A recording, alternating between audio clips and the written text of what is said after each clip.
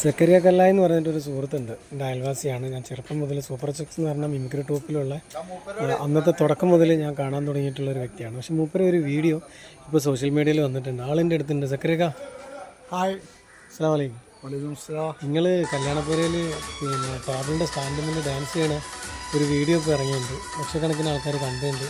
ഭയങ്കര കമൻ്റൊക്കെയാണ്. അത് വെറും സിമ്പിൾ, ചെറുത്. എന്നെപ്പറ്റി അറിയണമെങ്കിൽ ഈ കമൻറ്റ് ചെയ്ത ആൾക്കാരോട് മാത്രം ചോദിക്കുക ഞാൻ ആരാണെന്നുള്ളത്. സക്കറിയ കല്ല ആരാണ്? യെസ്, നിങ്ങളെ ക്യാരക്ടർ തന്നെയല്ലേ പ്രതിപാലൻ മറ്റേ കോമഡി ഷോയിൽ ചെയ്ത്? അതെ, കാലിക്കറ്റ് B4യിൽ ചെയ്തത് എൻ്റെ ക്യാരക്ടറാണ്. പ്രതിപാലൻ ചെയ്ത്. അതെ. നിങ്ങളെക്കുറിച്ച് കൂടുതൽ അറിയണമെങ്കിൽ നിങ്ങളെ ചങ്ങായിമാരോട് ചോദിച്ചാൽ മതി. കമൻറ്റ് ചെയ്തവരോട് മാത്രം ചോദിക്കുക നിങ്ങളെന്താണ്, ഞാൻ ആരാണെന്ന്. അതാണ് മൂപ്പര ഡയലോഗ് തന്നെ ശ്രദ്ധിച്ചില്ല. മൂപ്പരെന്താന്ന് മൂപ്പരല്ല പറയണ്ടേ, ആ കമൻറ്റ് ചെയ്ത ആൾക്കാരോട് ചോദിച്ചാൽ മതി. അതിലെ കമൻറ്റുകൾ വായിച്ചു കഴിഞ്ഞാൽ നിങ്ങൾക്ക് കിട്ടും സക്കറിയ കല്ല ആരാണെന്ന്. സക്കറിയക്കനെ പിന്നെ ഒരു സിനിമയ്ക്ക് വേണ്ടി സക്കറിയക്കൻ്റെ കഥ സിനിമ ആക്കാൻ വേണ്ടിയിട്ട് GS അനിൽ എന്ന് പറഞ്ഞ എഴുത്തുകാരൻ നിങ്ങളെ തേടി വന്നിട്ടില്ലയാണ്? അതെ.